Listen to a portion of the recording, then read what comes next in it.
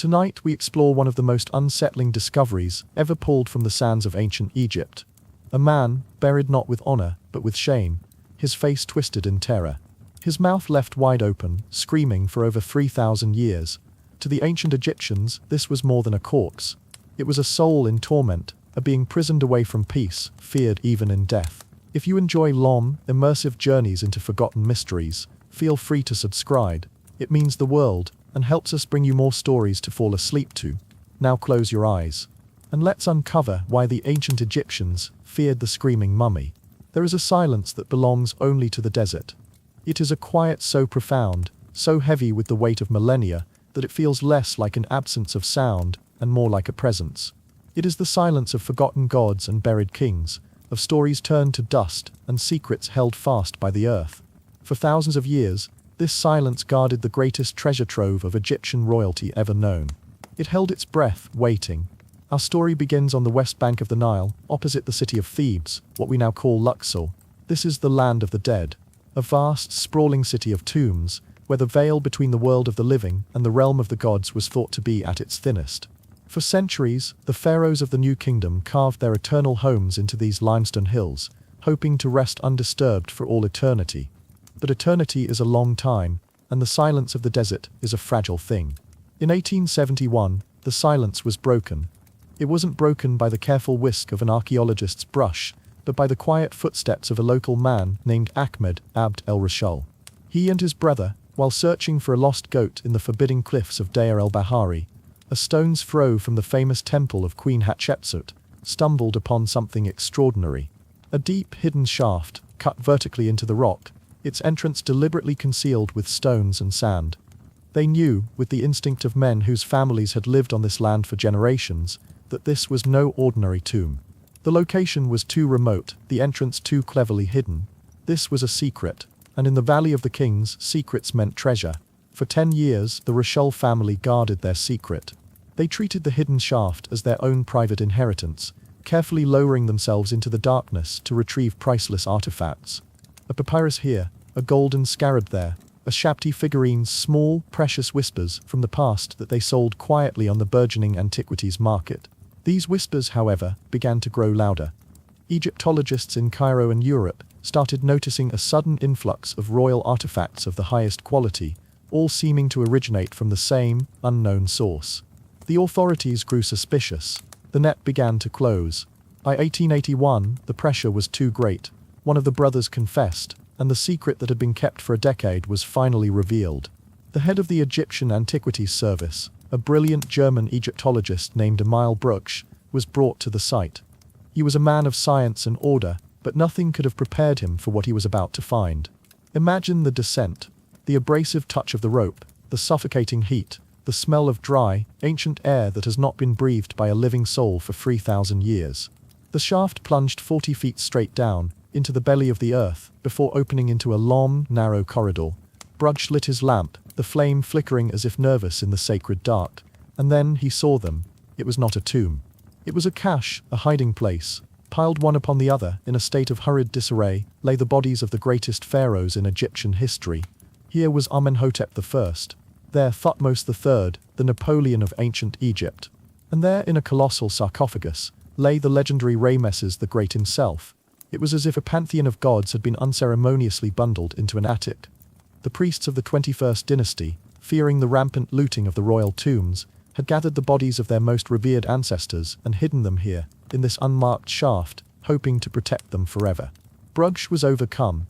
He later wrote that he was so overwhelmed, so lost in the dreamlike reality of it all, that he half expected one of these legendary kings to rise from their coffin and block his path. The contents of the cache, designated DB-320, were hastily transporting to Cairo. The work of identification and examination began.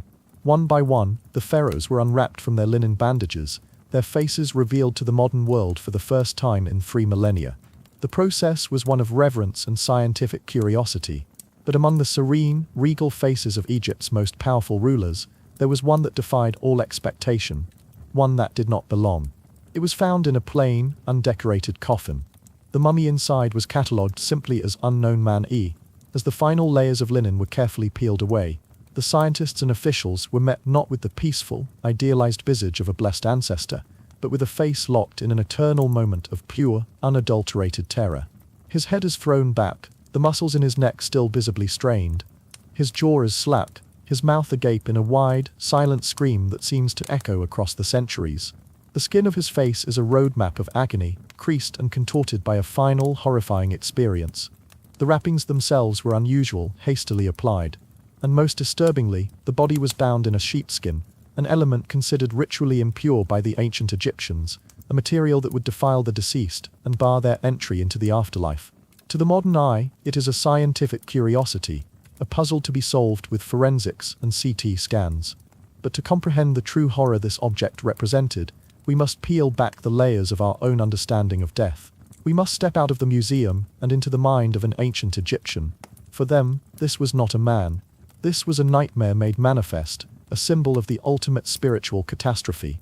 To understand why, we must first understand their intricate and beautiful conception of what it meant to be alive, and what was required to continue that life into eternity.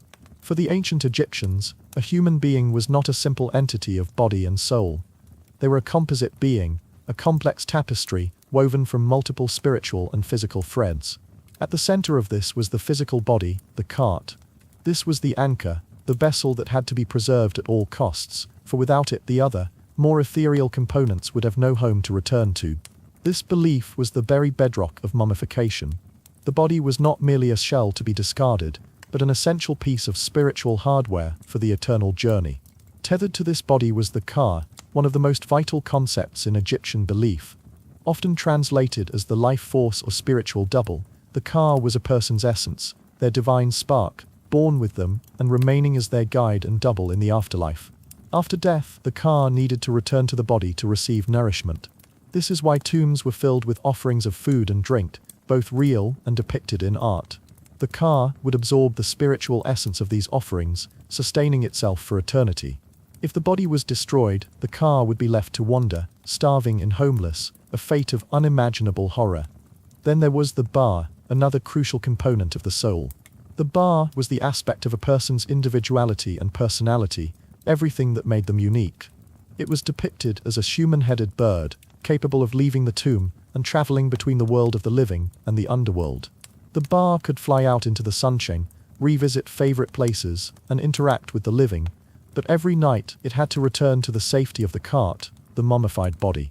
The reunion of the ka and ba with the body was a nightly ritual essential for the continued existence of the deceased. Without the body, the ba would have no perch, no place of rest, and would eventually fade into nothingness. Beyond these were other, more subtle parts of the self. The ren, or the name, was a person's identity. To have your name remembered was to exist. To have it hacked out of inscriptions was to be wiped from reality itself, a punishment known as damnatio memoriae. The shoot or shadow was ever present, a silhouette of the self that could also move and exist independently. And finally, if all the rituals were successful, if the journey was completed, the deceased could become an ak. This was the transfigured, glorified spirit, a being of pure light who could take their place among the gods and the imperishable stars. The ak was the ultimate goal, the achievement of eternal life not as a ghost, but as a blessed and powerful ancestor. This transformation into an ak was not guaranteed. It was the culmination of a long, perilous and meticulously planned process, the funerary ritual. Death was not an end, but a transition, and every step of this transition was laden with cosmic significance. The process began with the embalmers, the sacred technicians of the afterlife. Over 70 days, they would purify the body, removing the internal organs which were prone to decay. The brain was discarded, seen as mere stuffing, but the heart, the ib, was left in place. The heart was the seat of intelligence, emotion and conscience, and it would be needed for the final judgment. The liver, lungs, stomach and intestines were preserved separately in canopic jars, each guarded by one of the 4 sons of Horus. The body was then dehydrated in natron salt for 40 days, before being washed, anointed with oils, and painstakingly wrapped in hundreds of yards of fine linen.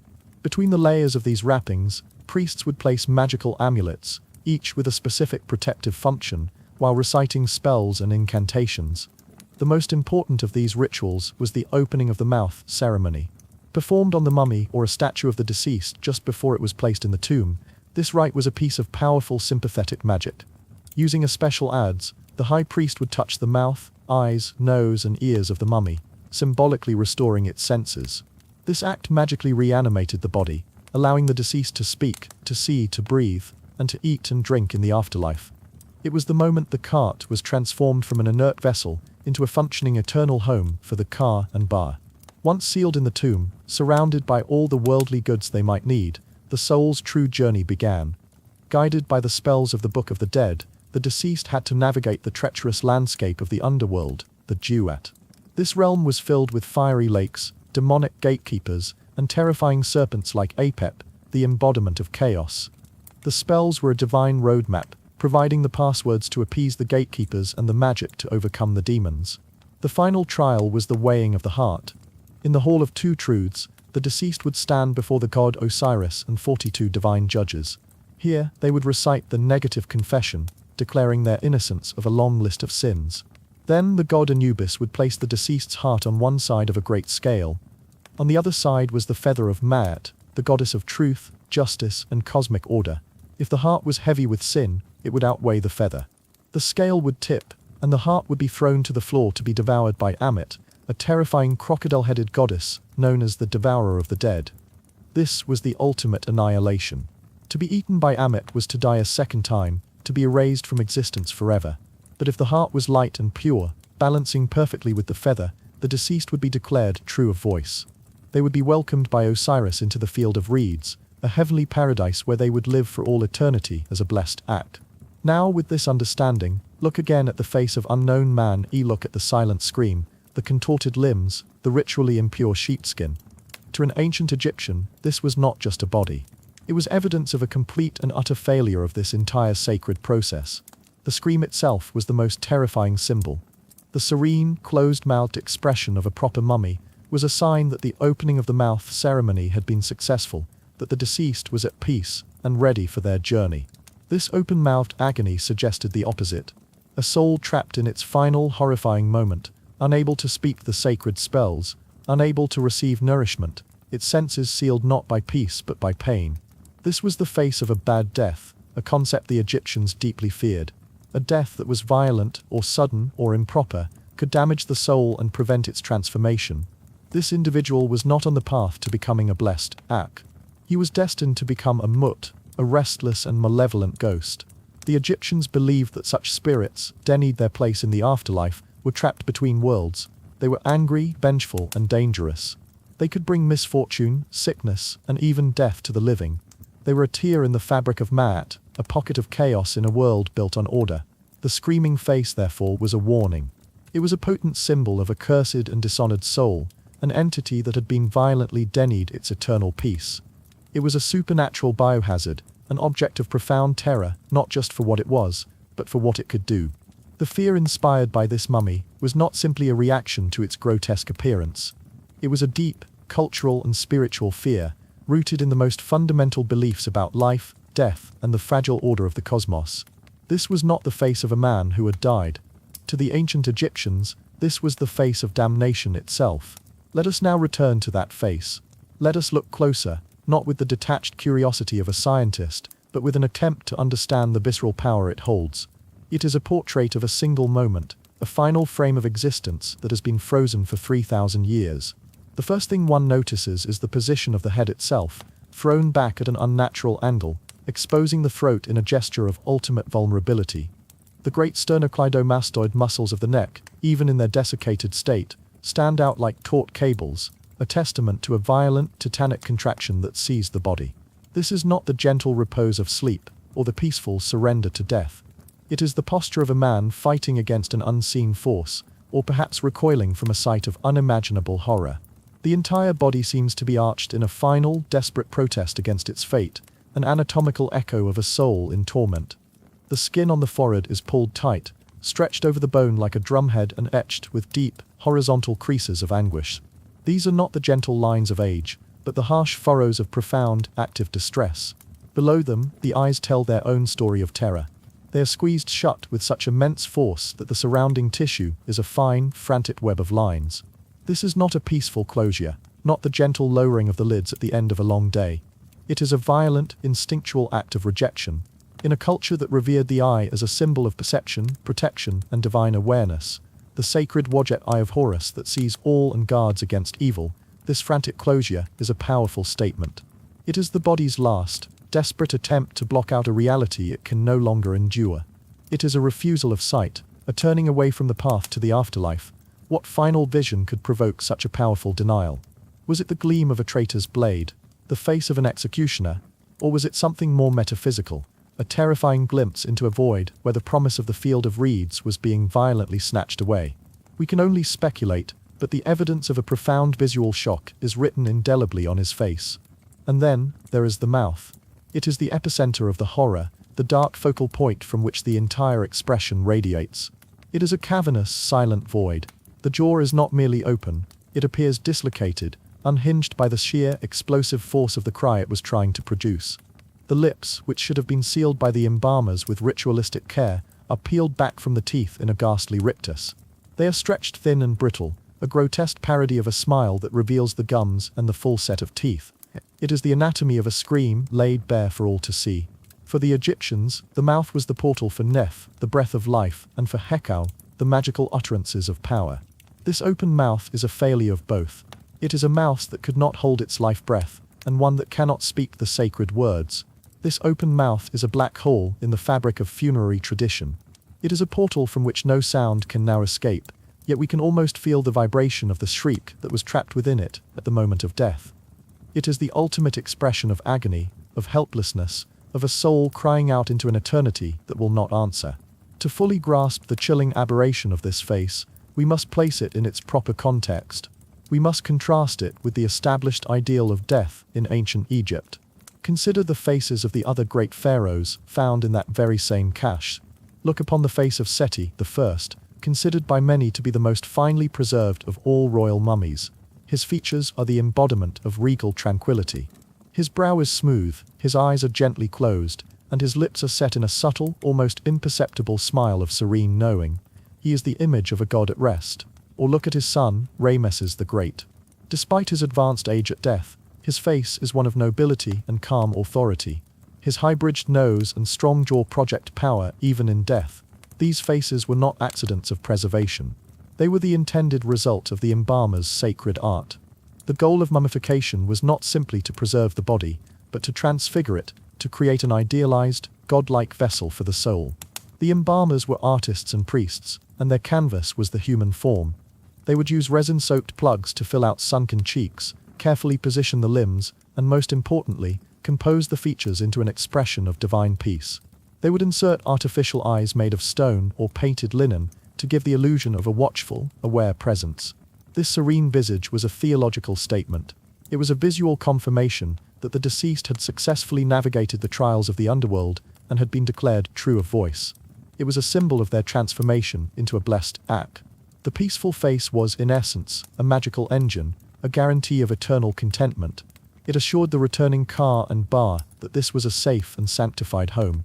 The face of unknown man E is the complete and utter inversion of this ideal. It is a monument to failure. In the highly ordered symbolic world of the ancient Egyptians, this expression was not just ugly, it was profoundly dangerous. It broadcast a message of spiritual chaos. It suggested that the man's Ba had not departed gently, but had been violently ripped from the body. It screamed that his Ka had no peaceful vessel to return to for sustenance. This face represented the corruption of the sacred form, a desecration of the divine image. It was a visual curse, a permanent stain on the silence of the tomb. The symbolic implications were catastrophic. A mouth locked open in a scream could not be ritually opened by the priests during the opening of the mouth ceremony. That critical rite, where the heir or high priest would touch the mummy's mouth with a sacred adze to magically grant the ability to eat, drink, and speak in the afterlife, was rendered moot. This man's mouth was already open, but in a way that signified an inability to receive sustenance, not a readiness for it. An open mouth that could not be ritually fed meant a Ka that would starve for eternity. Eyes squeezed shut in terror could not be touched to see the path to the field of reeds. This man was blind, mute, and starving on his eternal journey. He was not just dead. He was spiritually crippled, his very form a prison for his soul. This leads to the pressing question, what could have caused such an expression, and why was it preserved? The theories are as unsettling as the face itself. The simplest explanation lies in the death agony itself. Perhaps the man died a particularly violent and painful death. Convulsions from certain types of poison can cause extreme muscle contraction, arching the back and locking the jaw. Asphyxiation, whether by strangulation or drowning, would result in a final, desperate gasp for air, a fight for breath that would contort the facial features. A sudden, massive heart attack or stroke could also produce a similar result. If death occurred and rigor mortis, the stiffening of the muscles, set in before the embalmers could compose the features, this expression of agony could have been locked in place. In a normal burial, the embalmers would have worked to correct this, to close the jaw and smooth the features to create the required serene expression. The fact that they did not suggests two terrifying possibilities. The first is one of haste and neglect. Perhaps the body was not discovered for some time, and by the time it was, the expression was irreversible. The burial itself seems rushed, the plain coffin, the hastily applied wrappings. This could point to a death that occurred in a chaotic or dishonorable context, where a proper, meticulous 70-day embalming ritual was not possible or not granted. The second, more sinister theory is that the preservation of the scream was deliberate. It could have been a form of posthumous punishment. In this scenario, the embalmers were instructed not to grant this man the peace of a traditional burial. They were ordered to leave his face in its final state of terror as a permanent mark of his disgrace. This would be a powerful and terrifying form of damnatio memoriae. Not only would his name be forgotten, but his very image would be preserved as a symbol of eternal torment. It would serve as a warning to others, and in the Egyptian mindset, it would actively enforce his damnation, ensuring his suffering continued in the afterlife. The face itself becomes the curse. Every night when his bar returned from its travels, it would not find a peaceful home, but this monument to its own agony, a constant reminder of its failed journey.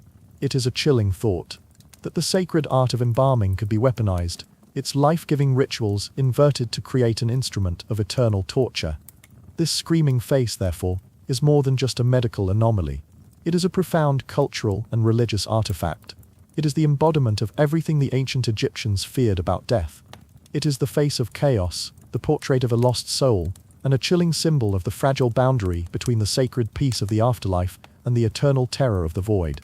To truly understand the fate of one man, we must first understand the world he inhabited. The story of unknown man E is not an isolated incident.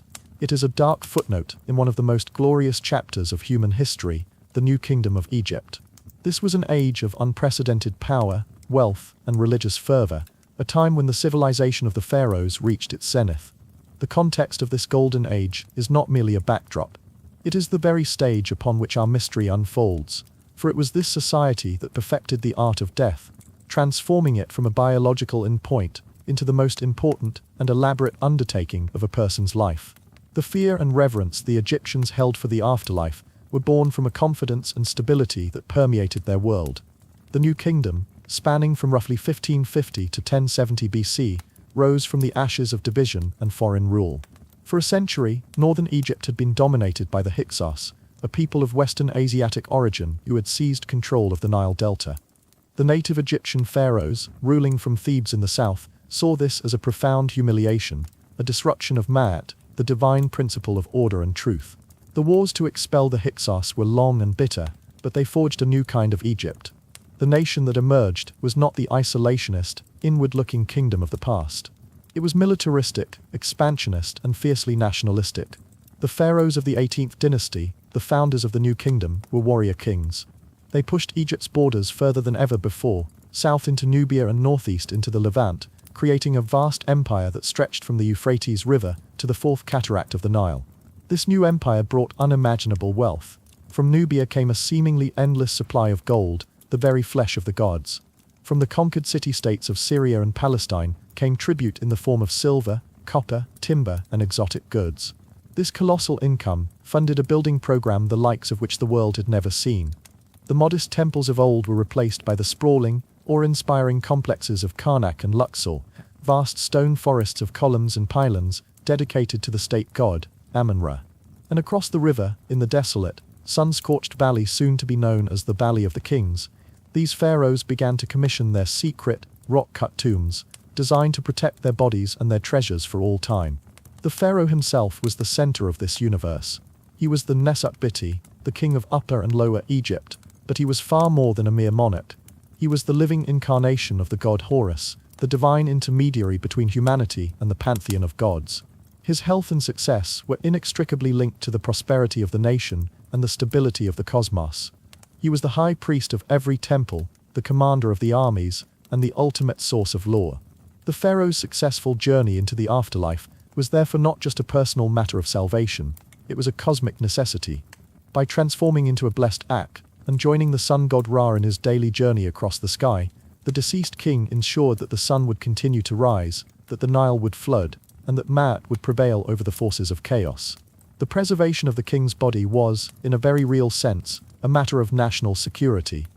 This state-sponsored cult of divine kingship, fueled by imperial wealth, created the perfect conditions for the art and science of mummification to reach its absolute peak. The intricate process of mummification was not merely a practical method of preservation. It was a sacred technology, a 70-day ritualized journey that transformed a fragile, decaying corpse into an incorruptible, divine vessel. It was a theological drama played out by a highly specialized cast of priests and artisans in a sacred workshop known as the Waybit, or the Pure Place. The head of this operation was a priest known as the Huri Seshta, the master of secrets, who possessed the sacred knowledge passed down through generations.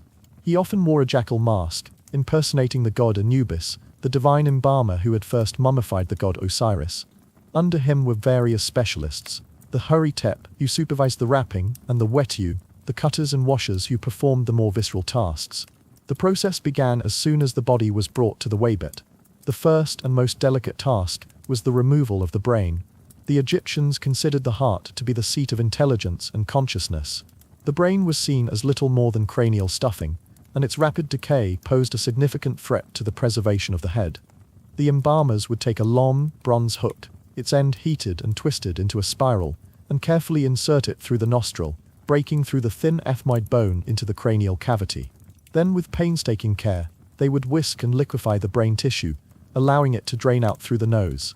Any remaining fragments were removed with long, narrow spoons, or by flushing the cavity with palm wine. Next came the evisceration. The Wetu would make a sharp, clean incision on the left flank of the body, using a ritual knife made of obsidian, a stone believed to have purifying properties. Through this opening they would remove the stomach, the liver, the lungs, and the intestines. Each organ was a potential site of catastrophic decay. The heart, or ib, was almost always left in place. It was the individual's conscience, their memory, and the witness to their life's deeds. It would be required for the final judgment in the Hall of Two Truths. The empty body cavity was then thoroughly cleansed with palm wine, which acted as a powerful antiseptic, and its surfaces were scoured with spices to inhibit bacterial growth. The removed organs were not discarded. They were considered to have their own spiritual essence and had to be preserved alongside the body. They were washed, dehydrated, and wrapped in linen, then placed into 4 special containers known as canopic jars. Each jar was protected by one of the 4 sons of Horus, minor deities who were themselves guarded by 4 powerful goddesses. The liver was placed in the jar protected by the human-headed Imseti and the goddess Isis. The lungs went to the baboon-headed Hapi, guarded by Nephthys. The stomach was entrusted to the jackal-headed Jumutef, under the protection of Neith. And finally, the intestines were placed in the falcon-headed jar of Kebe-Senyuf, watched over by the scorpion goddess, Selkit. These jars would be placed in a specially made chest, and deposited in the tomb near the sarcophagus, ensuring the deceased was whole for their journey into eternity. With the body now empty and cleansed, the crucial stage of dehydration could begin. This was the key to arresting decay. The body cavity was temporarily packed with linen bags filled with natron, a naturally occurring compound of sodium carbonate and sodium bicarbonate harvested from the dry lake beds of the Wadi el Natron. The entire body was then buried in a great mound of this dry crystalline salt. For 40 days, the natron would relentlessly draw out the moisture from the tissues, leaving the skin, muscles, and bones perfectly desiccated and sterile. This 40-day period was symbolic, corresponding to the time the star Sirius was absent from the night sky. A period of purification before its helical rising heralded the Nile's annual flood and the rebirth of the land. After 40 days, the body was exhumed from its salt bed, now significantly lighter and shrunken. The temporary natron packs were removed, and the body was washed once more. Now the embalmers had to restore a semblance of life and form to the shrunken corpse. The body cavity was permanently packed with a variety of materials: linen soaked in resin, sawdust, myrrh, and even onions, whose antibacterial properties were highly valued. In some high-status mummies from this period, the embalmers would even pack material under the skin of the limbs and face to plump them out, creating a more lifelike appearance. The surface of the body was then anointed with a complex cocktail of coniferous resins, beeswax, and fragrant oils. This sacred unguent served multiple purposes. It made the brittle skin more supple, it acted as a water-repellent barrier against any residual moisture, and its divine fragrance was believed to please the gods. Finally, the last and most intricate stage began, the wrapping. This process, known as tep, could take up to 15 days and was a deeply ritualistic act. The body was laid out, and the wrapping commenced, always starting with the extremities. Each finger and each toe was wrapped individually with fine strips of high-quality linen. Then the limbs were wrapped, followed by the torso, and finally, the head. The priests, led by the Hurry-tep, would chant incantations and spells from sacred texts throughout the entire process, imbuing the bandages with magical power. Between the layers of linen, dozens of amulets were strategically placed. A large scarab beetle amulet, often inscribed with a spell from the Book of the Dead, was placed over the heart, magically preventing it from testifying against the deceased during the final judgment. A jed pillar, the symbol of Osiris's backbone, was placed on the torso to grant stability and resurrection. An ankh, the symbol of life, was placed in the mummy's grasp. Wajed eyes were placed to grant protection and sight. Each amulet was a piece of divine armor for the soul's perilous journey. As the layers built up, liquid resin was often poured over the bandages, seeping into the cloth and hardening into a protective, waterproof carapace. A portrait mask made of cartonnage, a kind of ancient papier-mâché or even solid gold for a pharaoh, was placed over the head and shoulders. This mask was not just a portrait. It was an idealized, divine face for the Ba to recognize when it returned to the body each night. Once the hundreds of yards of linen had been applied, the wrapped mummy, now called a Sa, was complete. It was no longer a corpse. It was a divine statue, an eternal house for the soul. The 70-day process culminated in the funeral. A great procession would form, leading from the Waybit to the banks of the Nile, across the river to the west bank, and finally to the tomb. The sarcophagus was pulled on a sledge by oxen, accompanied by servants carrying all the goods for the afterlife. Professional mourners, representing the goddesses Isis and Nephthys, who had mourned for their brother Osiris, wailed and threw dust upon their hair in a display of ritual grief. At the entrance to the tomb, the most vital rite was performed, the opening of the mouth ceremony. The mummy was stood upright, and the high priest, using a sacred adze and other ritual instruments, would touch the mummy's mouth, eyes, ears, and nose. This act of sympathetic magic was believed to reanimate the senses, allowing the Sa to see, hear, breathe, and speak, and to consume the spiritual essence of the food offerings left in the tomb. Only then was the mummy placed within its nested coffins and sarcophagus, and sealed within the burial chamber. The tomb was not a place of sorrow, but a house of eternity, an operational base for the afterlife, equipped with everything the deceased could ever need.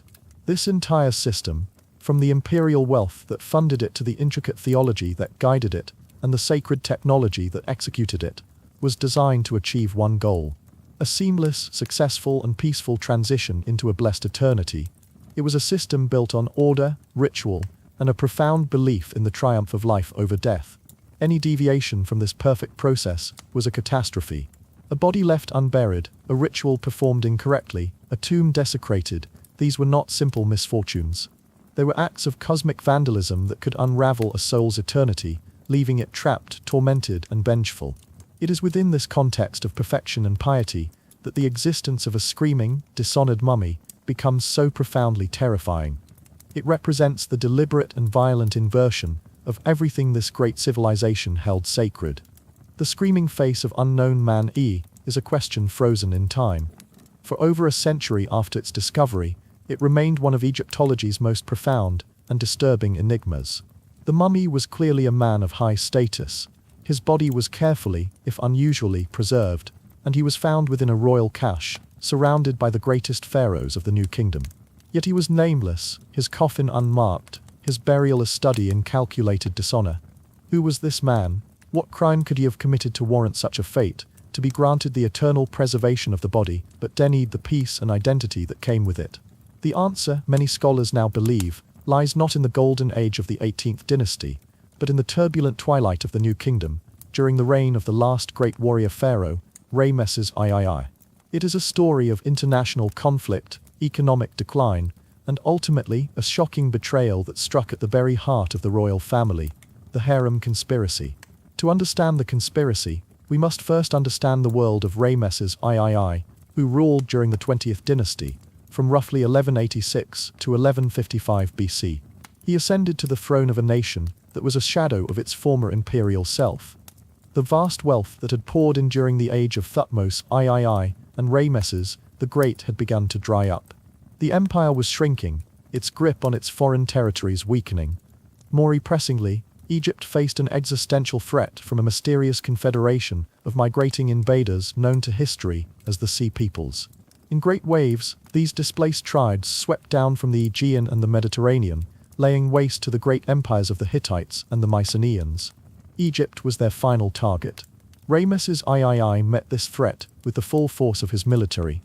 In a series of colossal land and sea battles, described in vivid detail on the walls of his mortuary temple at Medinet Habu, he successfully repelled the invaders and saved Egypt from collapse. He was hailed as a savior, the pharaoh who had held back the tide of chaos, but the victory came at a tremendous cost. The wars drained the treasury, and the disruption to trade routes crippled the economy. Grain prices soared. For the first time in recorded history, the elite craftsmen and artisans who built the royal tombs, the workers of Deir el-Medina, went on strike because their government rations had failed to arrive. The divine order Ma'at was fraying at the edges. This atmosphere of instability and anxiety created fertile ground for dissent, even within the gilded walls of the royal palace. The Egyptian royal court was a complex and often dangerous world of competing interests. The pharaoh typically had several wives. There was the great royal wife, whose son was usually the designated heir. But there were also numerous minor wives, who resided with their children in the royal harem. While ostensibly a place of luxury, the harem was also a hotbed of ambition and political intrigue. Each minor queen dreamed that her own son might one day wear the double crown, and they were often willing to go to extraordinary lengths to make that dream a reality. It was from this pressurized environment that the plot against Ramesses III emerged. Our primary source for these events is a remarkable document known as the Judicial Papyrus of Turin. It is not a narrative history, but a dry, bureaucratic court record, a list of the accused, their crimes, and their sentences. Yet through its terse legal language, it tells a story of shocking treason. The plot was orchestrated by a minor wife of Ramesses III named Ter. Her ambition was for her son, a prince named Pentower, to usurp the throne, bypassing the pharaoh's chosen heir, the future Ramesses IV. Queen Tai was not alone. She managed to build a formidable network of co-conspirators, infecting every level of the court and administration. The list of the accused reads like a who's who of the palace elite. High-ranking officials, scribes, army commanders, and crucially, members of the harem staff who could move about the palace without suspicion. The plot had two main thrusts. The first was a campaign of black magic. The conspirators obtained a book of magic from the royal library and created wax figurines of the pharaoh and his guards. By casting spells upon these effigies, they hoped to bewitch the king, to paralyze his body and weaken his will, making him vulnerable to attack. In the Egyptian worldview, magic, or Heka, was a real and potent force, a fundamental tool used to shape reality. To the judges, this was not a superstitious fantasy. It was a genuine act of supernatural warfare against the divine king. The second thrust of the plot was far more direct: assassination. The conspirators planned to incite a rebellion in the provinces, while simultaneously launching a direct attack on the pharaoh within the palace. The details are sparse, but it seems the attack was timed to coincide with the beautiful Feast of the Valley, a major festival during which the king would be a public figure, potentially more exposed than usual. The goal was simple: to kill the god king, Ramesses III, and place Prince Pentower on the throne before the legitimate heir could react. The plot failed. The Judicial Papyrus does not tell us how it was discovered, only that it was. Ramesses III, before he succumbed to his injuries, as modern forensic analysis of his mummy has revealed, his throat was slit, convened a special court of 12 senior judges to try the conspirators. His instructions to them, recorded in the papyrus, are telling. He refers to the accused as the great enemies and urges the judges to carry out justice, but he also seems to remove himself from the final verdict, stating, As for the evil which they have done, it is their affair to get it on them. It is as if the betrayal was so profound, so personal, that he could not bring himself to preside over the sentencing. The trials were swift and the verdicts ruthless. The highest-ranking conspirators, those who had directly participated in the plot, were found guilty and condemned to death. The papyrus states simply that their punishment was put upon them, a common Egyptian euphemism for execution. Others, who had known of the plot but failed to report it, were sentenced to have their noses and ears cut off, a common punishment that marked them publicly as criminals for the rest of their lives. But the most intriguing verdict is reserved for a special group of the accused, which included the young prince at the center of the plot, Pentuer. The papyrus treats them differently. It states, they were examined, they were found guilty.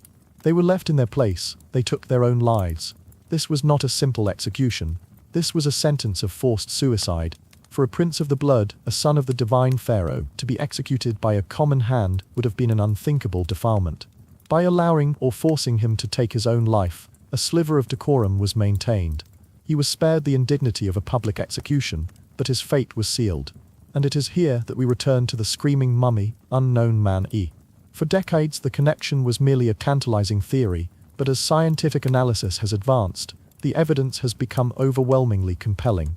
First, there is the age. Forensic studies of the mummy indicate he was a young man, likely between 18 and 20 years old. This aligns perfectly with the probable age of Prince Pentuer at the time of the conspiracy. Second, there is the manner of death. While the papyrus states Pentuer took his own life, this could mean he was given a cup of poison or a dagger and left to do the deed. However, recent CT scans of unknown man E have revealed evidence of strangulation or hanging. The neck shows markings consistent with a ligature, and the hyoid bone, a small bone in the throat, appears damaged. This does not contradict the court record. Forced suicide by hanging or strangulation would still be taking one's own life, under duress. Such a death would undoubtedly be agonizing and violent, producing the very kind of contorted, screaming expression we see on the mummy's face. The final, desperate gasp for air, the convulsive agony of asphyxiation, would have locked his features in this mask of terror. Third, and most significantly, there is the burial itself.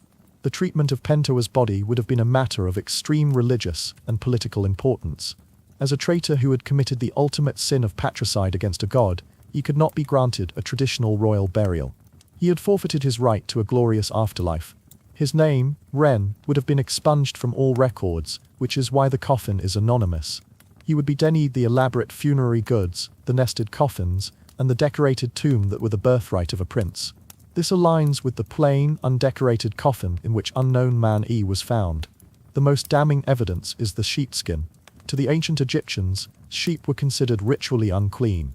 To wrap a body in a sheepskin was to deliberately defile it, to symbolically contaminate the deceased, and make them unfit to enter the pure realm of the gods. It was an act of profound posthumous punishment, ensuring that even in death, the traitor would be marked by his impurity. This was not a sign of a rushed or careless burial. It was a carefully calculated and deeply symbolic act of damnation. The embalmers did not fail to mummify him properly. They were likely instructed to mummify him improperly. They preserved his body from decay, but in a way that guaranteed his eternal suffering. They preserved the scream on his face as a permanent testament to his crime and his terror. They denied him the amulets that would protect him, the spells that would guide him, and the pure linen that would sanctify him. They created not a blessed Tsar, but a cursed and tormented effigy. Thus, the puzzle pieces fit together. The nameless man in the royal cache is Prince Pentuer, the failed usurper. His screaming face is the result of his violent, self-inflicted death by strangulation. His anonymous coffin and dishonorable sheepskin shroud are his punishment for treason. His very existence as a screaming mummy is a form of damnatio memoriae, a warning for all time. He was placed in the royal cache not as an honor, but perhaps as a final, grim statement. The ultimate traitor hidden away amongst the greatest kings, his eternal torment a stark counterpoint to their eternal peace. He was feared not just because his face was grotesque, but because the ancient Egyptians who knew the story would have seen him for what he was. The son who tried to kill his divine father, a soul so corrupted by treason that his damnation was made permanent, his scream locked in his throat for all eternity. The world of the ancient Egyptians was not empty. It was a vibrant, crowded landscape, teeming with forces both seen and unseen. For them, the veil between the physical and the supernatural was not a wall, but a porous membrane through which gods, demons, and the spirits of the dead could pass with alarming ease. Theirs was a universe governed by Ma'at, the divine principle of truth, balance, and cosmic order, but this order was under constant threat from Isfit, the embodiment of chaos, injustice, and decay. This eternal struggle was not an abstract philosophical concept, it was a daily reality. The Egyptians believed that chaos could manifest itself in many forms: foreign invaders, famine, social unrest, and most terrifyingly, in the form of restless, malevolent spirits. To understand the visceral fear inspired by the screaming mummy, we must step into this supernatural worldview and confront the profound anxieties that lurked in the shadows of the pyramids. At the heart of Egyptian supernatural fear was the concept of the bad death. As we have seen, the entire funerary industry, a cornerstone of the Egyptian economy and religion, was designed to facilitate a good death, a transition into a blessed Ak, a glorified spirit of light. But if this process was corrupted, if the rituals failed or were deliberately denied, the consequences were dire. The deceased would not become a helpful ancestor, but a mut, a term that can be translated as the angry dead. A mut was a soul in torment, a being denied its eternal peace and left to wander the earth, consumed by bitterness, jealousy, and a burning hatred for the living. These were not ethereal, wispy ghosts. The Egyptians imagined them as tangible threats, capable of inflicting real-world harm. They were believed to be the cause of inexplicable illnesses, of nightmares that left the sleeper screaming in the dark, of livestock falling sick, of crops failing, and of domestic accidents. A letter from a man named Merari to his deceased wife, written on a pottery bowl, pleads with her to stop tormenting him from beyond the grave, blaming her for the misfortunes that have befallen his household. These letters to the dead show that interacting with and appeasing angry spirits was a genuine and pressing concern. The Mut was a terrifying prospect, but it was part of a broader spectrum of supernatural threats. The Egyptian underworld, the Duat, was not a neutral space. It was a perilous landscape filled with demonic entities. The sacred funerary texts such as the Amduat, that witches in the underworld, and the Book of Gates, provide a detailed bestiary of the horrors that awaited the unprotected soul. These texts describe monstrous serpents, knife-wielding demons with inverted heads, and fearsome guardians of the underworld gates, who would only allow passage to those who knew their secret names and the correct magical spells. The most formidable of these was Apep, the great serpent of chaos, who lurked just below the horizon and tried to swallow the sun god Ra's solar bark each night. The daily rising of the sun was, for the Egyptians, proof that the forces of order, led by Ra and the blessed dead, had once again triumphed over this ultimate demon. A soul that failed in its journey was not just lost. It could be consumed by these entities, its existence utterly annihilated. This belief system was underpinned by the concept of Heka, or magic. For the Egyptians, Heka was not a parlor trick or a dark art. It was a fundamental force of the universe, the divine power that the creator god had used to bring the world into being. Heka was neutral. It was the energy that powered reality, and like any form of energy, it could be wielded for creation or destruction. The priests who performed the funerary rituals were masters of Heka, using spells and incantations to protect the deceased and ensure their rebirth. The amulets placed within a mummy's wrappings were not mere trinkets. They were batteries of protective Heka, but this same power could be turned to malicious ends. A sorcerer could use Heka to inflict harm, to curse an enemy, or to animate the dead for nefarious purposes. The harem conspiracy against Ramesses III, with its use of wax effigies, was a prime example of the weaponization of Heka. A curse, in the Egyptian mindset, was a potent and terrifying reality. A curse could be laid upon a person, a place, or an object. Tombs, in particular, were often protected by explicit written curses, designed to deter looters. These inscriptions promised a dreadful fate for anyone who dared to violate the House of Eternity. The tomb of the Vizier Ankh-Mahar at Saqqara from the Old Kingdom bears a chilling warning. As for any man who shall enter this tomb in his impurity, I shall seize him by the neck like a bird. I shall cast the fear of myself into him. Other curses promised that the transgressor would be judged harshly by the gods, that their lineage would be extinguished, and that they would be hunted by crocodiles in the water and snakes on the land. They would lose their earthly possessions and their place in the afterlife. For a people whose entire spiritual focus was on securing a peaceful eternity, these were not idle threats. They were sentences of damnation. The screaming mummy in this context is the physical embodiment of a curse. His fate, to be denied a proper burial, to have his name erased, to be shrouded in impurity, was the very substance of the curses that tomb builders feared. He was not just the victim of a curse, his very being became a curse. His tormented form was a source of dangerous supernatural contamination. To an ancient Egyptian, his presence in the royal cache of DB 320 would have been an act of profound sacrilege, like placing a vessel of poison in a well. His eternal, silent scream was a constant broadcast of spiritual agony, a beacon of negative energy that could disturb the peaceful rest of the great pharaohs buried alongside him. His impurity, symbolized by the sheepskin, was a gateway through which the forces of Isfit could seep into one of the most sacred collections of bodies in Egyptian history. The fear of ritual impurity was paramount. The Egyptians lived in a world governed by a strict binary of pure Wabit and impure Bu. Pure things were associated with the gods, with life, and with order. Impure things were associated with death, decay, and chaos. Before entering a temple or performing a sacred rite, a priest had to undergo rigorous purification rituals, washing his body and rinsing his mouth with natron solution. The materials used in a proper burial had to be pure. The linen had to be clean, the sacred oils fragrant, the amulets correctly consecrated. The sheepskin shroud of unknown man was the ultimate violation of this principle. It was a deliberate act of defilement, a sign that this man was so irredeemably Bu that he was unfit for the company of the gods. This impurity made him a magnet for malevolent spirits.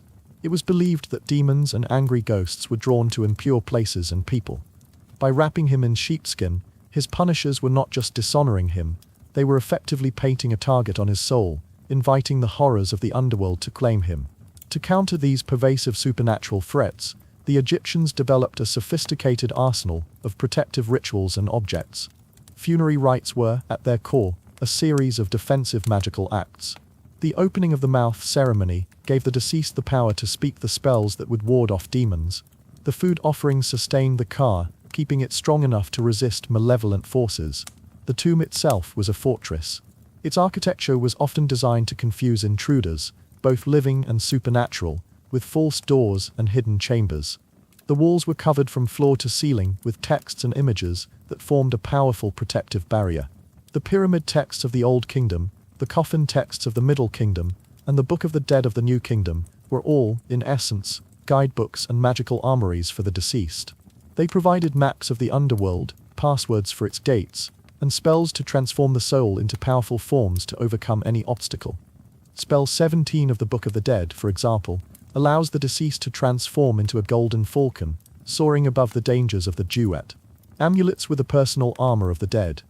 The Ankh promised life, the Jed pillar offered stability, and the scarab beetle, a symbol of rebirth and the rising sun, was a potent weapon against the darkness. The Wadjet eye, the restored eye of the god Horus, was one of the most powerful protective symbols, warding off the evil eye, a belief in malicious envy causing harm that was as prevalent in ancient Egypt as it is in many cultures today. The fact that unknown man was likely buried without these vital protective amulets meant he was sent into the most dangerous place imaginable completely unarmed. He was a soldier sent into battle without a weapon or a shield. The screaming face itself fits perfectly into the framework of Egyptian supernatural fear. A restless spirit was often depicted as having a painful face.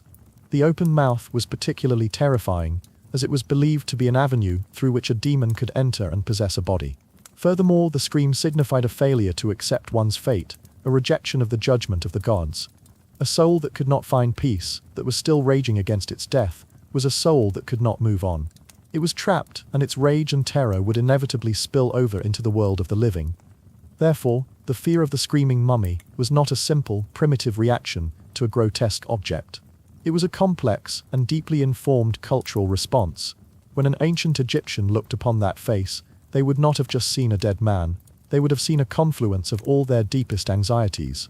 They would have seen a Mut, an angry ghost doomed to bring sickness and misfortune. They would have seen a victim of a powerful curse, his body a vessel of dangerous impurity. They would have seen a soul stripped of its name, its magic, and its hope, left naked and defenseless before the horrors of the duet. They would have seen a gaping wound in the fabric of Maat, a terrifying reminder that even for a prince, the promise of eternal life was not guaranteed, and that the chaos of Isfit was always waiting to claim the unprepared. The scream of unknown man was the sound of a soul being consumed by the void, and for the ancient Egyptians, there was no more terrifying sound in the universe. The story of a mummy is told not only by its body, but by the context in which it is found. The tomb, the coffin, and the objects left for the deceased are a language unto themselves, a set of carefully chosen symbols that speak volumes across the millennia. For unknown man E, the archaeological evidence is as damning as the scream on his face.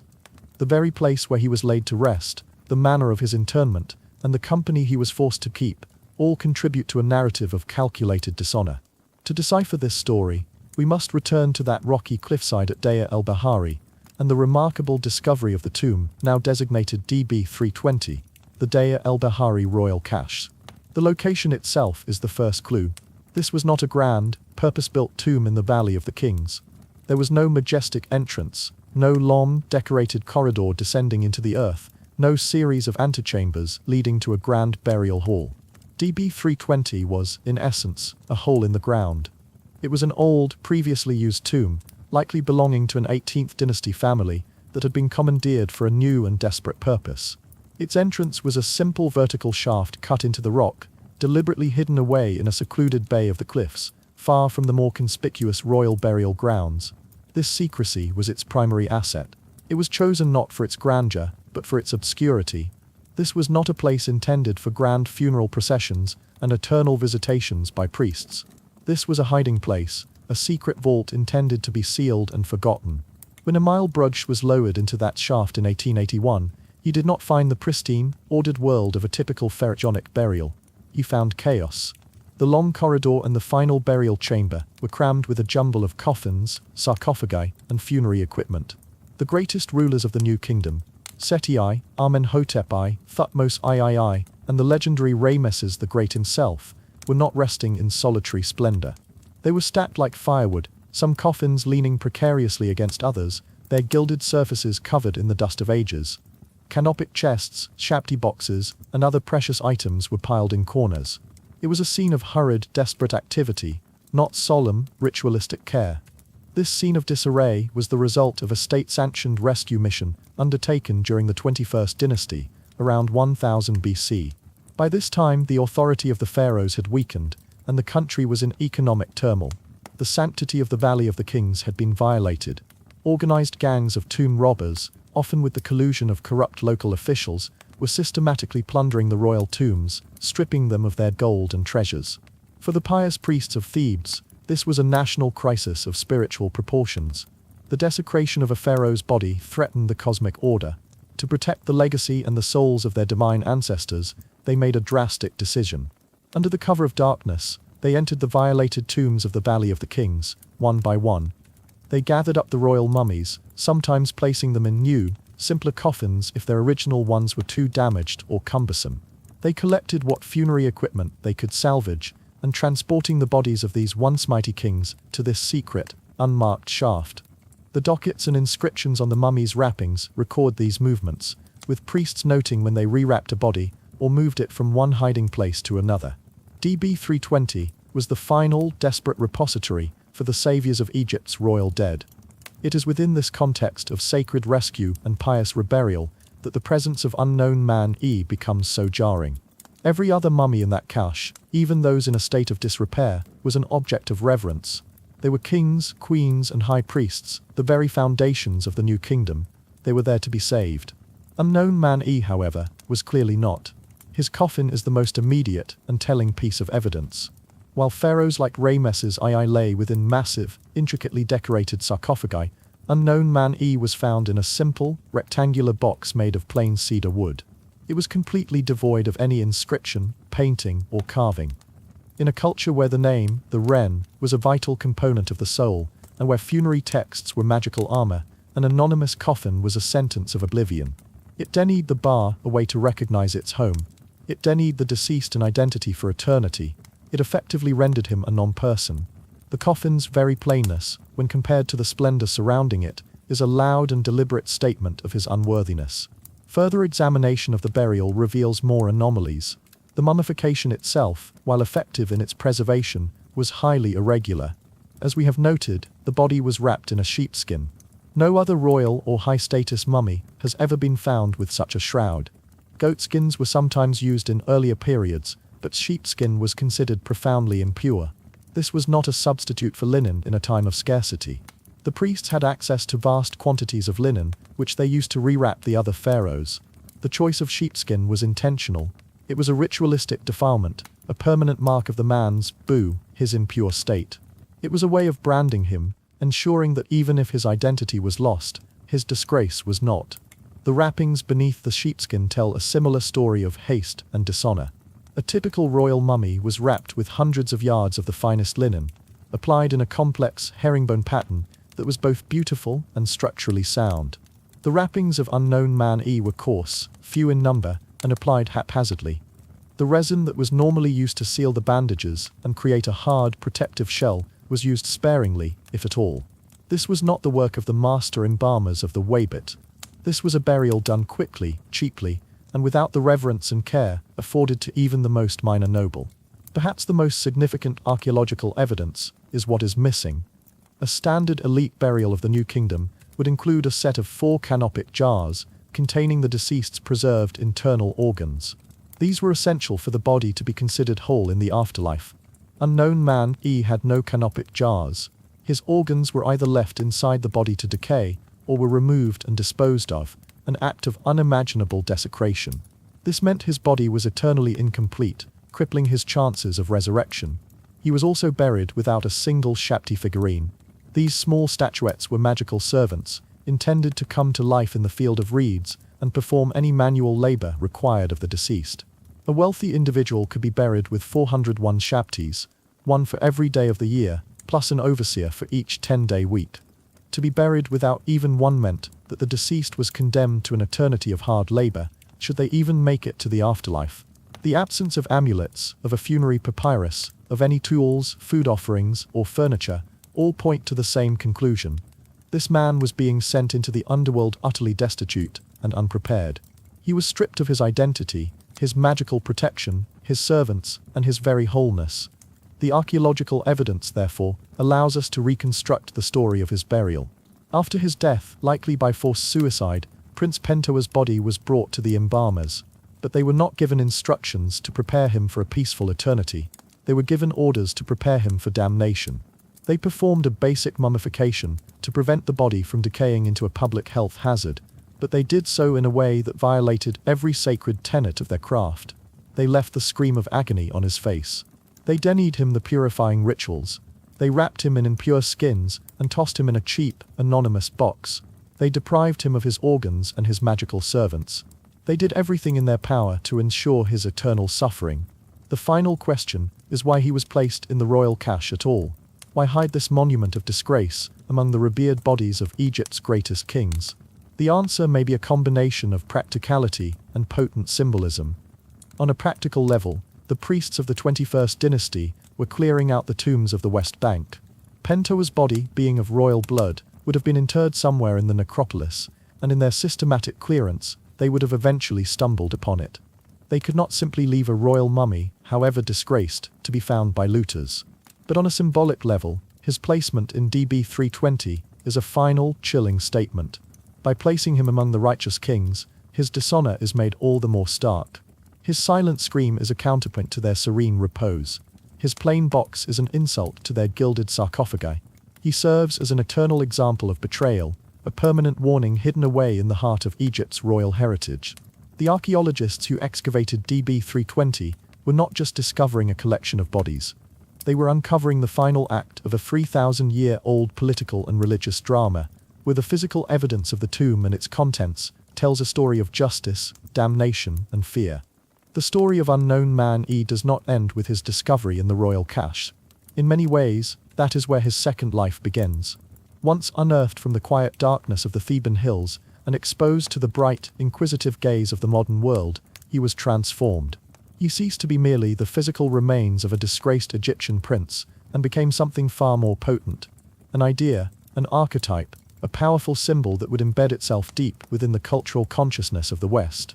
His journey from a dusty archaeological curiosity to a titan of modern horror is a story about us, our fears, our anxieties, and our enduring fascination with the mysteries that lie buried beneath the sands of time.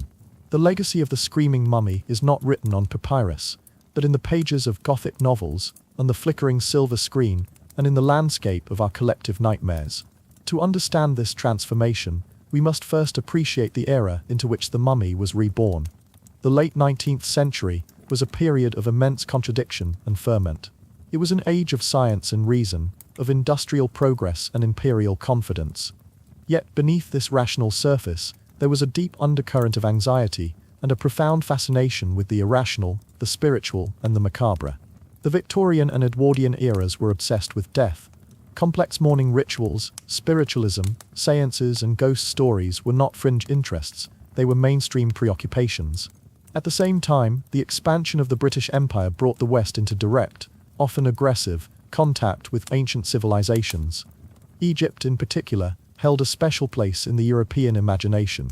It was seen as the cradle of civilization, a land of cryptic hieroglyphs, mystical wisdom, and fabulous, gold-laden tombs.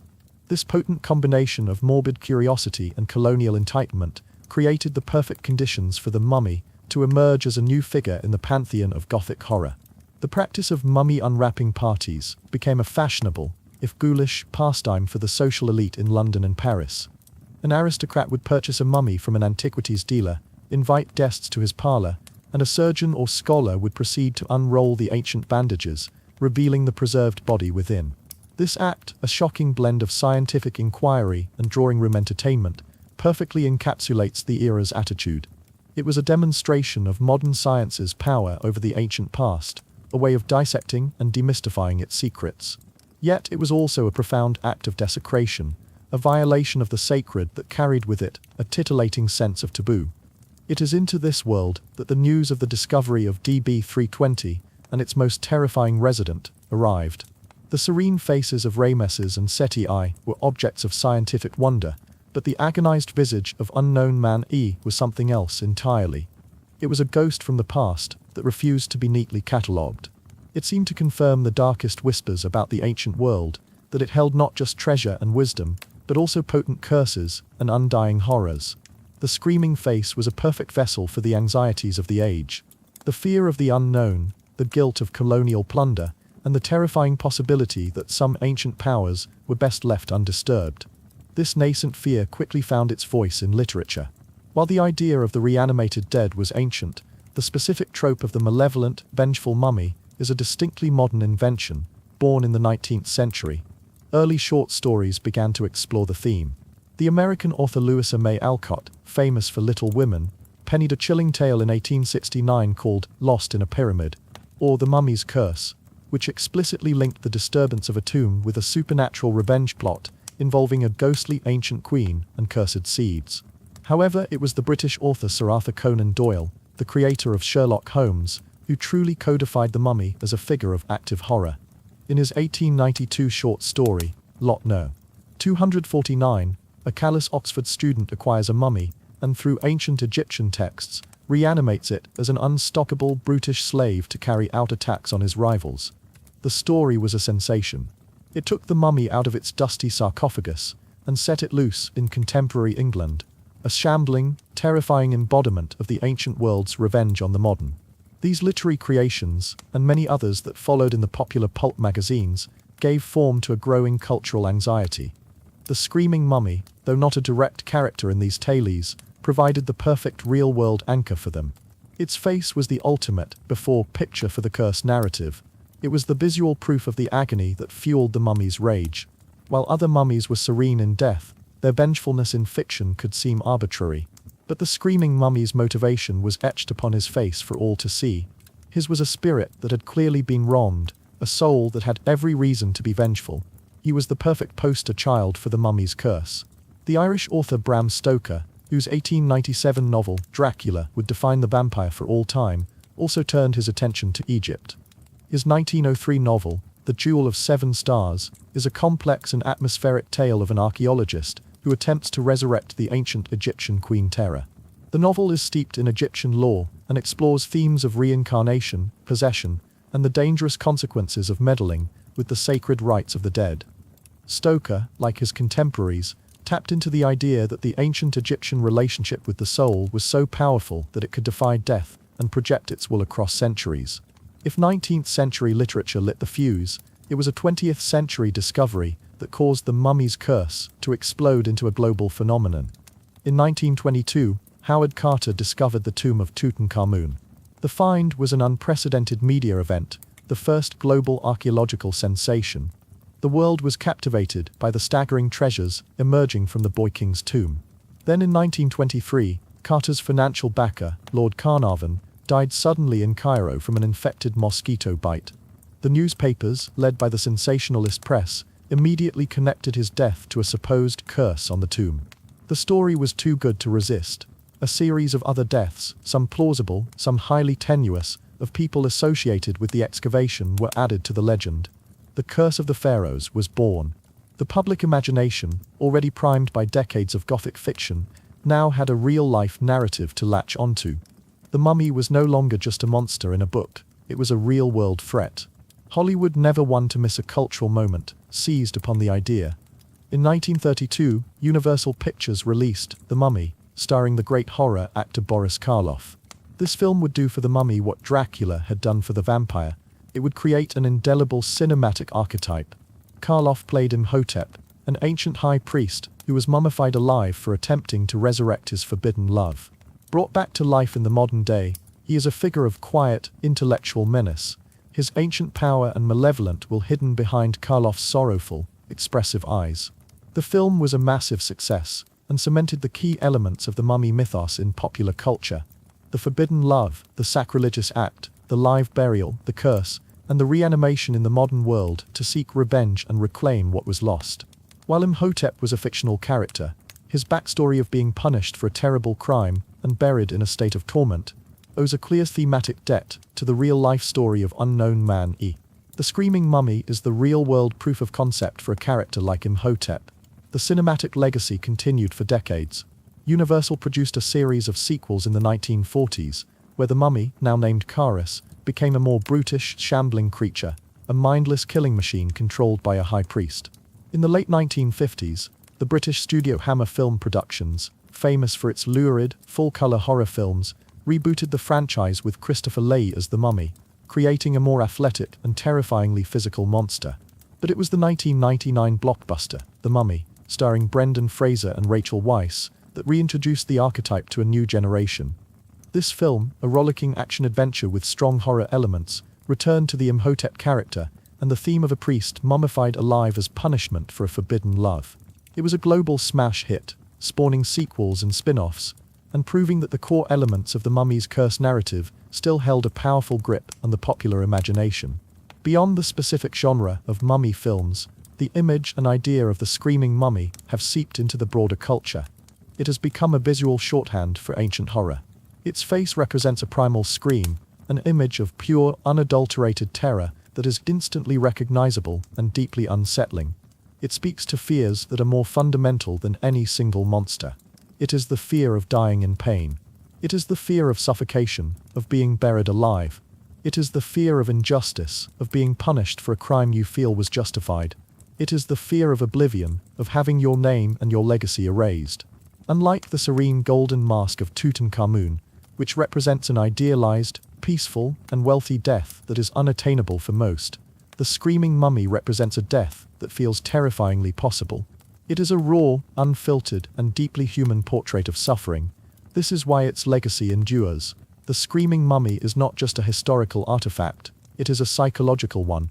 It holds a mirror up to our own mortality. It forces us to confront the fragility of life and the terror of a bad death. In a modern, largely secular world, where ancient curses may seem quaint, the face of unknown man E still has the power to unnerve us because it bypasses our rational minds and speaks directly to our deepest, most primitive fears. The scream, though silent for 3 millennia, has found its echo in our books, our films, and our nightmares. It is the eternal sound of a story that was meant to be forgotten, but which, through a twist of fate, has become one of the most unforgettable horror stories ever told. For a century, the story of the screaming mummy was a tapestry woven from historical interpretation, archaeological context, and cultural projection. The face was a mask of terror, the burial a puzzle of dishonor, and the identity a tantalizing theory based on a single, ancient papyrus. The narrative was compelling, but it remained circumstantial. Then, in the late 20th and early 21st centuries, a new kind of investigation began. the mummy was moved from the museum cabinet to the medical laboratory.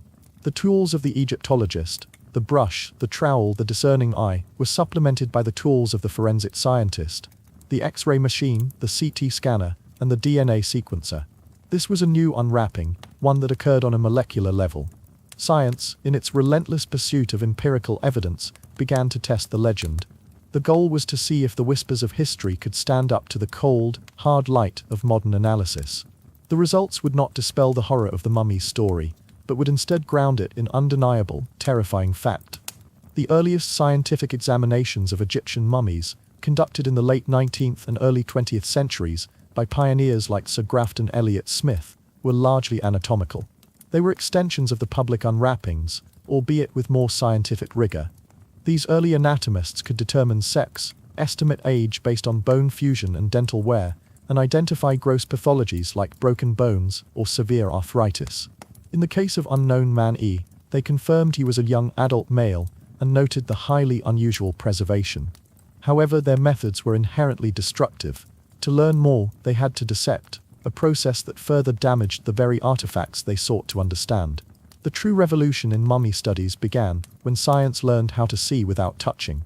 The first great leap forward was the application of radiography. Shortly after Wilhelm Röntgen's discovery of X-rays in 1895, researchers realized this new technology could be used to peer beneath a mummy's ancient linen bandages without cutting a single thread. Early X-rays were crude, two-dimensional shadow images, but they were revelatory. They allowed scientists to examine the skeleton in situ, to identify fractures, to spot dense objects like amulets or metallic inclusions, and to get a much clearer picture of the mummy's age and health. X-rays of unknown man E confirmed his age and revealed a strong, healthy skeleton with no signs of chronic illness or old injuries. But the technology had its limits. It could not provide clear images of soft tissues or give a three-dimensional understanding of the body. The true game changer was the advent of computed tomography, or the CT scanner. Developed in the 1970s, CT technology uses a rotating X-ray beam to create hundreds of cross-sectional images, or slices, of a body. A powerful computer then assembles these slices into a fully three-dimensional, high-resolution digital model. The mummy could now be unwrapped virtually, layer by layer.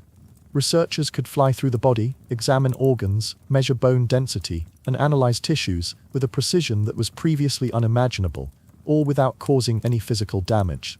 In the 2000s, as part of a landmark initiative by the Egyptian Ministry of Antiquities, unknown man E was subjected to a full-body CT scan.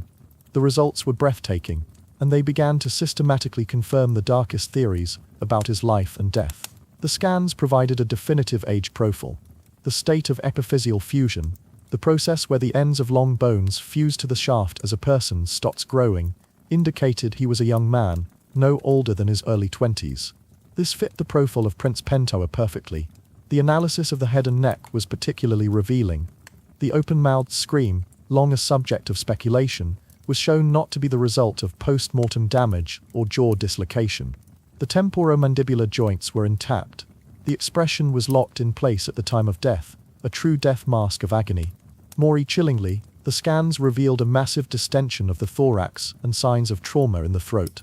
Dr. Sahar Salim, a radiologist who has studied the scans extensively, noted markings on the neck consistent with a ligature, as well as a potential fracture of the hyoid bone. While this small, U-shaped bone can be broken in other ways, it is a classic indicator of strangulation or hanging. The evidence strongly pointed to a violent death by asphyxiation. The silent scream was the anatomical echo of a man gasping for his last breath. The CT scan also solved the mystery of the missing organs. The digital unwrapping confirmed that no incision had been made on the left flank, the standard procedure for evisceration. Furthermore, the body cavity was empty. There was no heart and no canopic package containing the wrapped organs. This was a stunning violation of funerary practice. The heart, the seat of the soul, had been removed or destroyed. The other organs were not placed in canopic jars, but were simply gone. Science had confirmed that this was not just a careless burial. It was a systematic, ritualistic desecration designed to render the body incomplete for all eternity. While the CT scans provided a wealth of information about the how of the mummy's death and burial, the ultimate question of who he was remained. The answer to that lay hidden even deeper, in the very code of life itself. The final and most conclusive phase of the investigation was the application of genetic analysis. Extracting ancient DNA, or aDNA, is an incredibly delicate process. Over thousands of years, DNA degrades into tiny, fragmented pieces. It is also highly susceptible to contamination from every person who has handled the mummy, from the ancient embalmers to modern-day curators. To find a pure sample, scientists in a 2012 study, led by Dr. Zahi Hawass, drilled deep into the mummy's bone, bypassing the contaminated outer layers. They did the same for the mummy of Ramesses III. Their goal was to compare the Y chromosome, a part of the genetic code that is passed down virtually unchanged from father to son. The results were a watershed moment, the final piece of the puzzle clicking into place. The analysis revealed a direct paternal link. The Y chromosome haplotypes of unknown man E and Ramesses III were a perfect match. The science was unequivocal. The man with the screaming face was the biological son of the great pharaoh Ramesses III. The historical theory, born from a cryptic papyrus, was now a scientific fact. Unknown man E was, with near certainty, the disgraced Prince Pentower. This genetic confirmation cast all the other scientific findings in a new definitive light. The forensic evidence for strangulation was no longer just a possibility. It was the likely method of the forced suicide described in the court records. The ritualistically impure burial was no longer just a sign of dishonor, it was the specific punishment meted out to a prince guilty of the ultimate treason. The science also provided new details that enriched the story. Analysis of the materials themselves confirmed the shroud was indeed sheepskin, not the more common and acceptable goatskin. Microscopic analysis of the linen bandages confirmed they were of a coarser, lower quality than those used on other royals. Even the mummy's posture, with his hands and feet bound, pointed to a prisoner's burial. In the end, modern science did not debunk the myth of the screaming mummy. It validated it. Every tool in the forensic arsenal, from the CT scanner to the DNA sequencer, added a layer of factual certainty to the narrative. The investigation revealed that the story feared by the ancient Egyptians was not a supernatural fantasy, but a cold, hard historical event. The curse that damned this man was not magical, but judicial. The horror was not a ghost story, but a true story of political conspiracy, patricide, and terrible, state-sanctioned revenge. The scientists who unwrapped unknown man E's secrets did not find a monster from a Hollywood film. They found something far more chilling. A young man, a prince, whose final moments of agony and terror were deliberately preserved as a warning, a punishment that science has now confirmed was carried out with ruthless precision, ensuring his scream would echo, not just through the silence of the tomb, but through the corridors of history itself.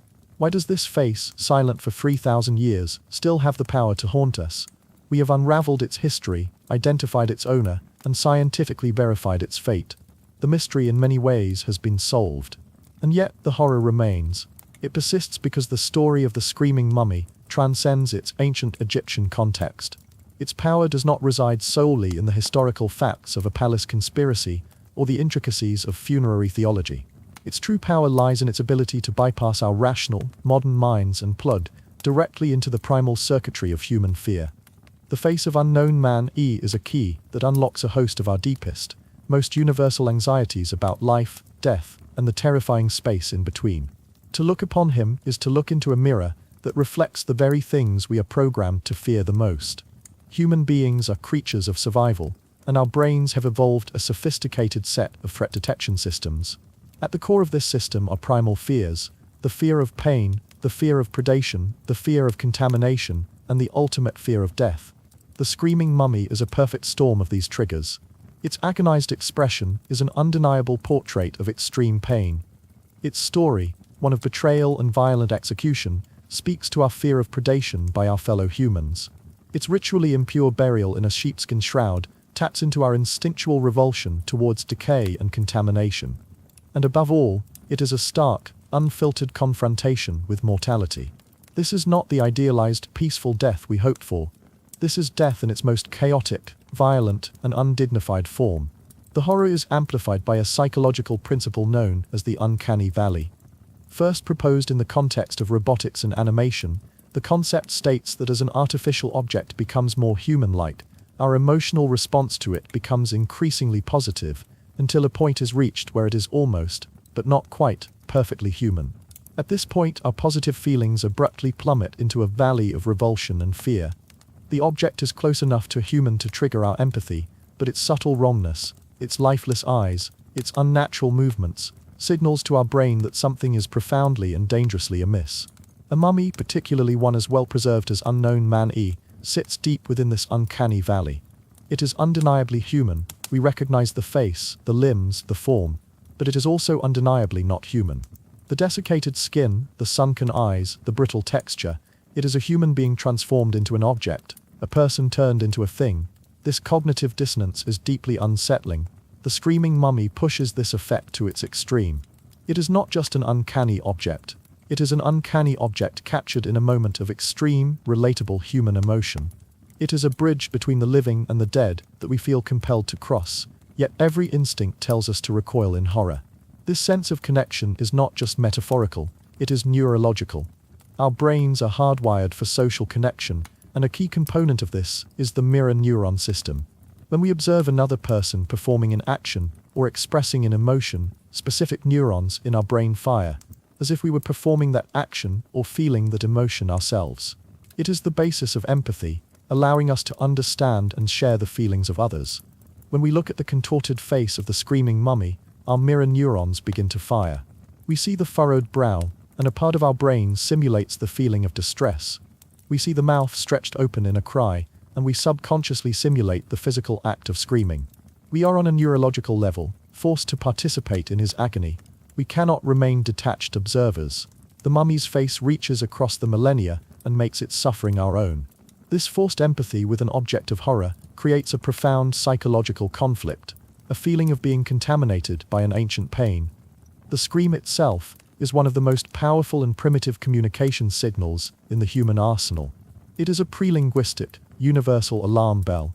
Neuroscientists have shown that the sound of a scream is processed by the brain differently from other noises. It bypasses the normal auditory channels and travels directly to the amygdala, the brain's fear and threat detection center. A scream puts us on immediate high alert, but the scream of Unknown Man-E is silent. This absence of sound makes it, paradoxically, even more terrifying. Our brain sees the unmistakable visual cues of a scream and prepares for the auditory impact. When that impact doesn't come, it creates a void that our own imagination rushes to fill. We project our own worst imagined sounds into that silent mouth, a shriek of pain, a cry of betrayal, a gasp of terror. The silence forces us to become active participants in the horror, to write our own soundtrack for his suffering. It is an unnerving, interactive experience. Furthermore, the mummy's fate taps into a cross-cultural anxiety about the nature of a good death. Virtually every society in human history has developed rituals and customs surrounding death. These rituals serve a dual purpose: to help the deceased on their journey into the afterlife or into memory, and to comfort and protect the living. A good death is typically one that is peaceful, timely, and surrounded by loved ones, with all the proper rites observed. A bad death, conversely, is one that is violent, sudden, lonely, or lacking in ritual. Such deaths are seen as leaving a wound in the fabric of the community, a disruption of the natural order that can lead to dangerous consequences, such as the creation of angry, vengeful ghosts. The story of Pentower is the archetype of a bad death. He died violently in disgrace, and was subjected to a deliberately desecrated burial. He is the embodiment of the restless spirit that so many cultures fear. Even in a modern, secular context, where belief in ghosts may have waned, the fear of a bad death persists. It is the fear of dying alone in a hospital, of a violent and meaningless end, of not having one's life honored or one's memory respected. The screaming mummy is a stark visualization of these modern anxieties, a symbol of ultimate indignity in the face of mortality. This connects to another profound human fear, the fear of chaos and the violation of the sacred. Humans are meaning-making creatures. We create order through laws, social norms, and most powerfully, through ritual. Funerary rites are among the most sacred rituals we possess. They are our attempt to impose order on the ultimate chaos of death, to treat the remains of our loved ones with dignity and respect, and to affirm the value of the life that was lived. The burial of Unknown Man-E is a systematic and contemptuous violation of this sacred trust. It is an act of profound disrespect, not just to the individual, but to the very idea of human dignity. It represents a world where the rules have broken down, where a son can be so utterly cast out that he has denied the most basic rites of passage. This vision of a society that would deliberately desecrate its own prince is deeply disturbing because it suggests a level of cruelty and chaos that threatens our own sense of security. If a society can do this to one of its own, what protection do any of us truly have? The horror comes from witnessing the complete collapse of the sacred order that is meant to shield us from the abyss. Ultimately, the screaming mummy forces us to confront the great existential questions that we spend most of our lives trying to avoid. What happens when we die? Is there meaning, or is there only a void? Our religions, philosophies, and cultures are all, in part, elaborate systems designed to provide comforting answers to these questions. They promise reunion, rebirth, paradise, or a legacy that will live on. The Face of Unknown Man offers no such comfort. It presents us with the worst possible answer, that death is not peace, but the beginning of an eternal, conscious torment. His preserved agony suggests a continuity of suffering that is almost too dreadful to contemplate. He confronts us with the possibility that our consciousness, our self, does not simply wink out, but could be trapped in an unending nightmare. This is the heart of existential dread. The role of science in this story adds a final modern twist to the horror. We often look to science to dispel myths and fears, to replace superstition with rational explanation. But in the case of the screaming mummy, science has done the opposite. It has systematically taken every horrifying element of the story that could have been dismissed as legend and has validated it as fact. Science confirmed his age. Science confirmed the violent manner of his death. Science confirmed the ritual impurity of his burial. And most chillingly, science confirmed his identity, proving he was the son who conspired against his own father. Science has stripped away the comforting veil of myth and left us with the cold, documented reality of human cruelty and suffering. The horror is no longer out there, in the realm of curses and ghosts. It is in here, in the recorded actions of real people. The curse was not magical, it was judicial. The monster was not a supernatural entity, it was a political system enacting a terrible revenge. This grounding in reality makes the story even more disturbing. It is a historical case study of how human beings can inflict a fate upon another that is worse than any fictional horror. The Screaming Mummy, therefore, stands at a unique crossroads of history, archaeology, and psychology. It is a relic that tells a specific, tragic story, but it is also a timeless symbol that reflects our most universal and deeply ingrained fears. It is a silent scream that we can all, on some level, hear. We have come to the end of our journey, yet we find ourselves back where we began, before a face locked in an eternal scream. We have traveled from the sun-scorched cliffs of Deir el-Bahari to the sterile laboratories of the 21st century. We have sifted through the sands of history, decoded the language of tombs, and unraveled the very DNA of a 3,000-year-old man.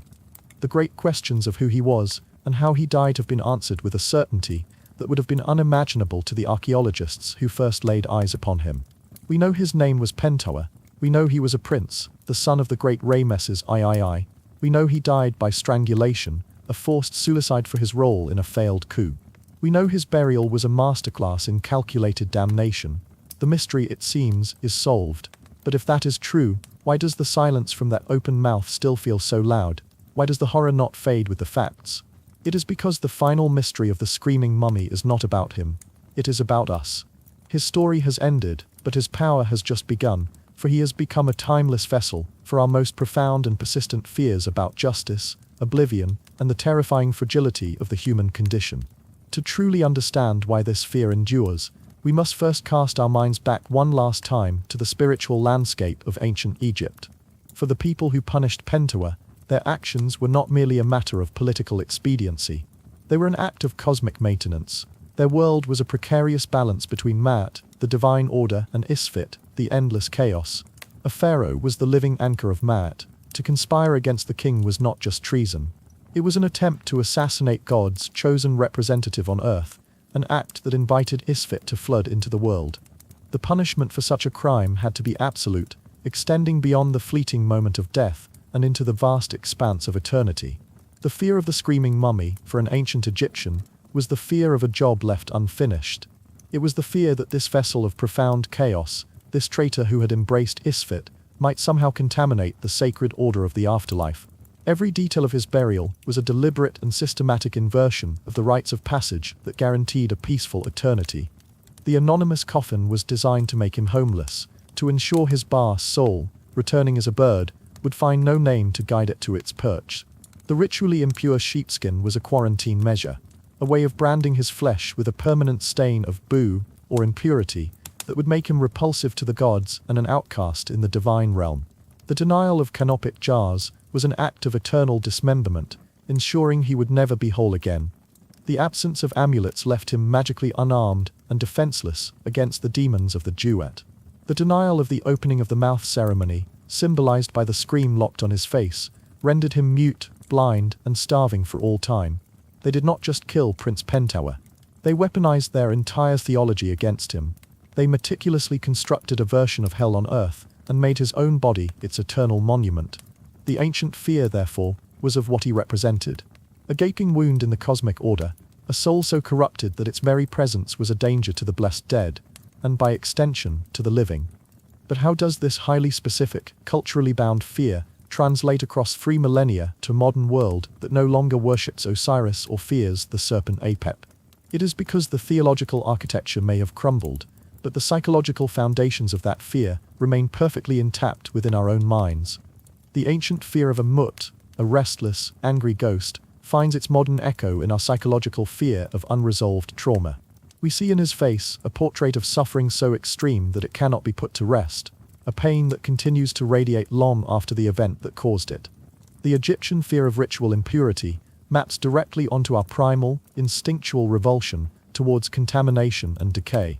The horror of his desecrated burial resonates with our own deep-seated need for dignity and respect in death, a fear that our lives will not be honored, that our passing will be treated with contempt. The screaming mummy stands as the ultimate symbol of the bad death. His end was violent, shameful, and lonely. He was denied the comfort of ritual and the promise of peace. This taps into a fear that is more potent today than ever. In a world of sudden accidents, senseless violence, and sterile impersonal hospital rooms, the idea of a good death, peaceful, meaningful, and surrounded by love, can feel like a distant ideal. Pentower's face is a stark visualization of our worst-case scenario. It is the face of dying in terror, of dying alone, of having one's final moments be a spectacle of indignity. He is a ghost from a distant past, who whispers a very modern anxiety into our ear. And here we arrive at the greatest irony of this entire story.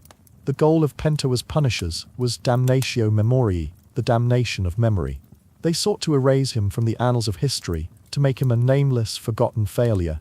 They destroyed his name, denied him a proper tomb, and cast him into obscurity. By every measure of their own belief system, they should have succeeded. Yet, in their meticulous efforts to condemn him to oblivion, they inadvertently achieved the exact opposite. They created an icon of unforgettable horror. The very scream that was meant to symbolize his eternal silence has become his megaphone to the world. The great pharaohs with whom he was buried, men like Seti I and Rameses the Great, are revered by historians and enthusiasts, but their serene faces do not grip the public imagination in the same way. It is the nameless traitor, the failed usurper, who has become a global celebrity of the macabre. In their attempt to make him a nobody, they made him immortal. Their curse was so potent, so visually arresting, that it backfired, transforming their victim into a legend. This is a profound lesson in the unpredictable nature of history and memory. It teaches us that the stories that are most violently suppressed are often the ones that echo the loudest through time. This brings us to the role of science, the final act in this long drama. We look to science for clarity and resolution, to replace the shadows of legend with the light of fact. But in this story, science has played a more ambiguous role. It has been a co-conspirator with the horror. With every new discovery, the story became more, not less, disturbing. The CT scan that confirmed death by strangulation, the genetic test that confirmed his parentage, each fact was another nail in the coffin of our detachment. We could no longer dismiss it as a strange anomaly or a work of fiction. Science forced us to confront the cold, hard reality of the events. It proved that the monster in this story was not a supernatural entity, but human beings. The curse was not a magical spell, but a judicial sentence. The horror was not born of fantasy, but of ambition, betrayal, and a capacity for cruelty that is chillingly real. Science, in this case, did not save us from the monster. It simply showed us that the monster was us. So what are we to do with the story of Prince Pentower? What is the final meaning of his eternal scream? Perhaps the answer is that he is no longer just a man, but a symbol with which we must all contend. He is a testament to the fact that death does not always bring peace. He is a warning about the brutal consequences of political ambition. He is a tragic figure, a young man who gambled for a throne and paid a price so terrible that it is still shocking to us today. But most of all, he is a mirror. In the tormented lines of his face, we see the reflection of our own deepest fears. The fear of pain, the fear of indignity, the fear of being forgotten, and the ultimate fear that after the light of life is extinguished, there is not a peaceful silence, but an eternity of conscious suffering. The screaming mummy remains in the quiet, climate-controlled environment of a museum, an artifact catalogued and studied. But the story he tells cannot be contained in a glass case. It is a story that raises the most fundamental questions of our existence. What is justice? What is memory? What do we owe the dead? And what does it mean to live a life that earns a peaceful end? The great mystery is not what made Pentua scream. The mystery is what his silent scream makes us feel. It is an echo of a 3,000-year-old tragedy that has somehow become part of our own story, a chilling, final note in the human struggle to find meaning in the face of the void. The scream is over, the man is gone, but the echo, it seems, is eternal.